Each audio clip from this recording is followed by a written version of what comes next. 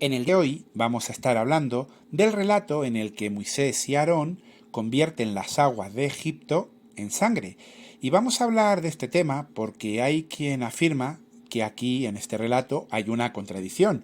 Concretamente la llaman la contradicción número 93 y plantean lo siguiente. Dicen: la Biblia nos dice que por cada milagro que Moisés y Aarón realizaban, los magos de Faraón contrarrestaban haciendo lo mismo mediante sus artes secretas.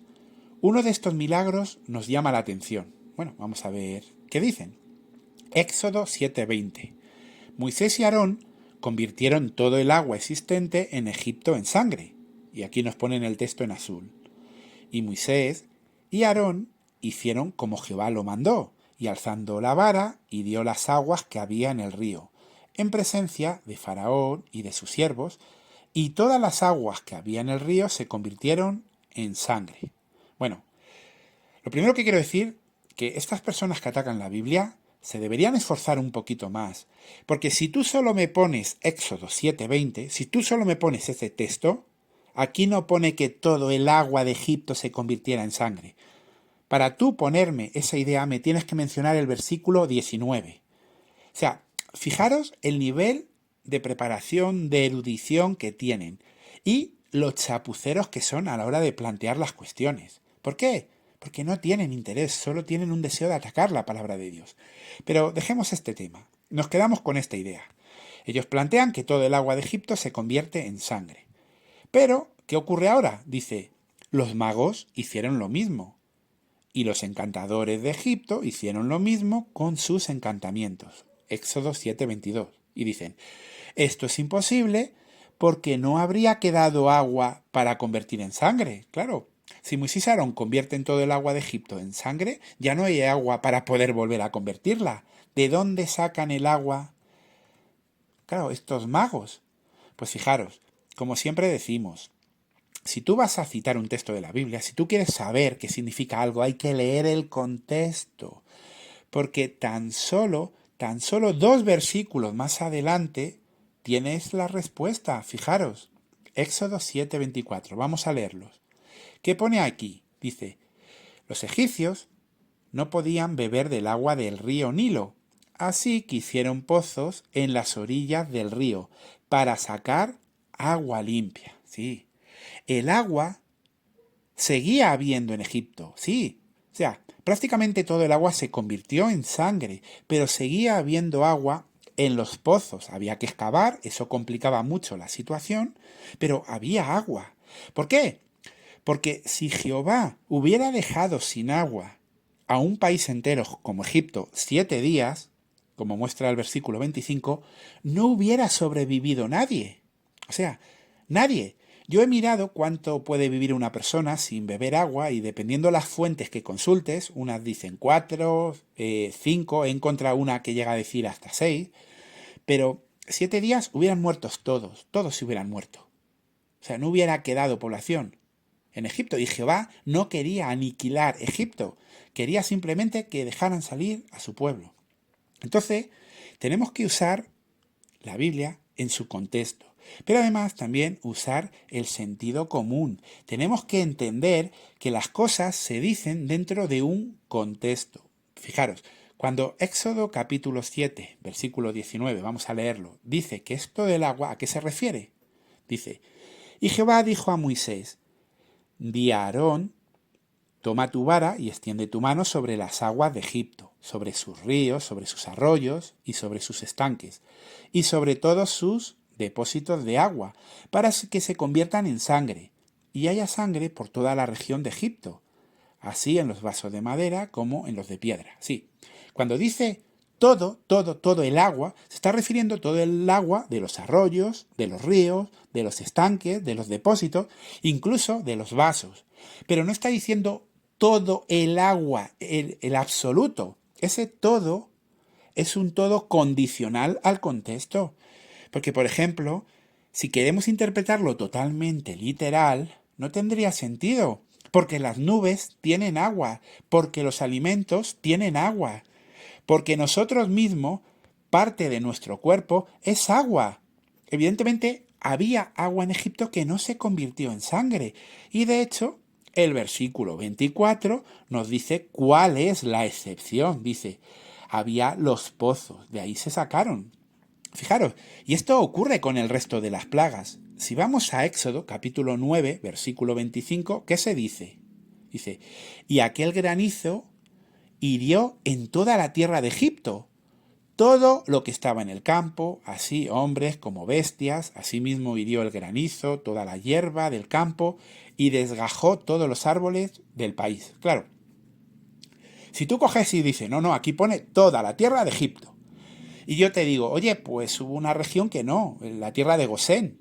Tú dirás, es una contradicción. No, no es una contradicción, porque es el versículo siguiente, es el contexto, Éxodo 9:26. Solamente en la tierra de Gosén, donde los hijos de Israel estaban, no hubo granizo. Claro, hay que entender el todo.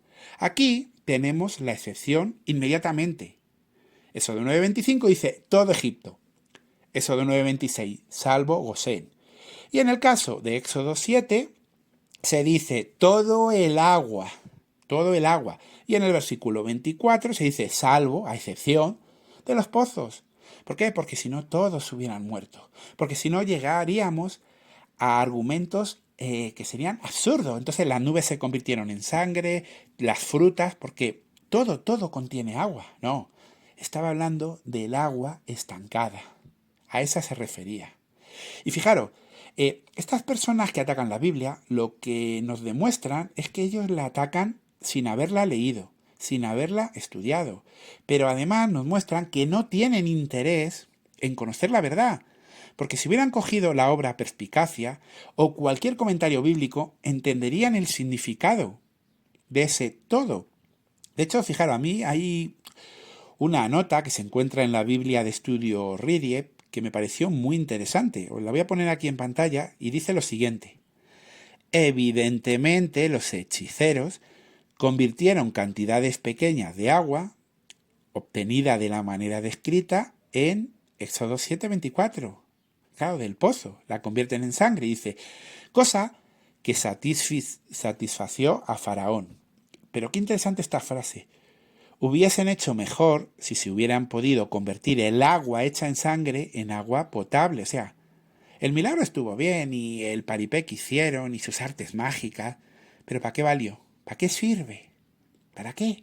O sea, solo agrandas el problema. Si el problema no es que queramos más sangre, no, ahora hazlo al revés, convierte la sangre en agua, arregla el problema. Y claro, estas personas, si en vez de atacar la Biblia leyeran esto, sacarían conclusiones, aprenderían, porque esto es muy interesante para todos nosotros. El hecho de que no pudieran convertir la sangre en agua, de que no pudieran devolver el Nilo a su normalidad, fue una humillación tremenda para los egipcios. ¿Por qué? Porque el río Nilo, para ellos, era representado como un dios. Era un dios, claro, el dios Api. Y eso supuso una humillación a sus dioses terrible. ¿Por qué? Porque los egipcios no solamente idolatraban a un dios del Nilo, el dios Api, no, sino que idolatraban a otros muchos dioses que estaban conectados de una manera u otra a ese río. Por ejemplo, el dios Canún era un dios creador y dios de la fuente del Nilo. El dios Sobek, que era el dios cocodrilo del Nilo. También idolatraban a Taweret, la diosa hipopótamo del embarazo y el parto, que se creía que vivía en el Nilo. Todos esos dioses fueron humillados.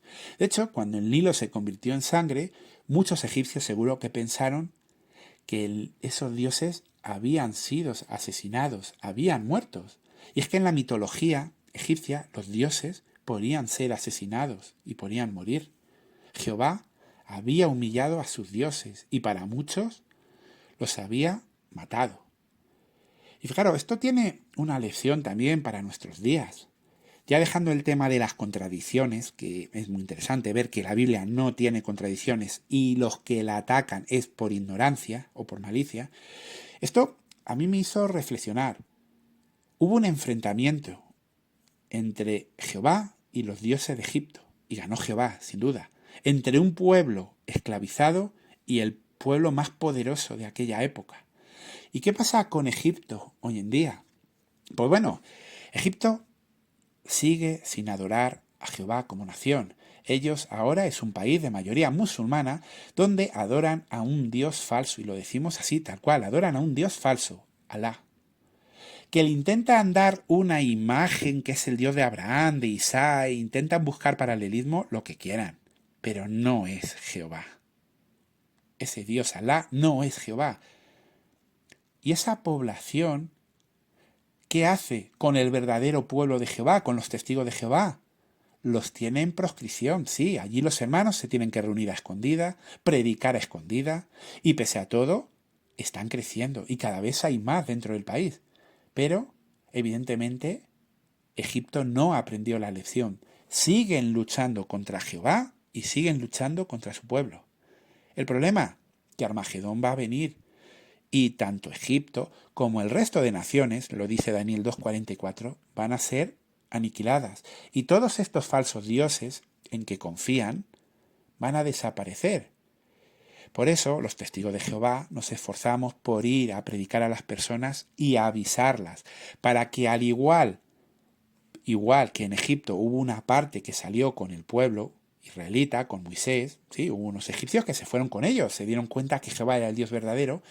Hoy en día queremos lo mismo, que ciertas personas puedan salvarse, se vengan con nosotros. Ese es el motivo de la predicación. Pero bueno, hasta aquí el video del día de hoy. Hemos podido ver cómo no existe ninguna contradicción. El agua la sacaron de los pozos. Esa expresión de todo estaba dentro de un contexto. Todo el agua estancada. Pero había agua en los pozos. Y bueno, pues aquí acaba el video. Pediros como siempre, por favor, que me podáis apoyar dando like, suscribiéndose al canal, compartiéndolo, y así el algoritmo de YouTube hará que esta información pues, pueda llegar a más personas sinceras. Un saludo a todos aquí desde Madrid, España, y que Jehová os bendiga.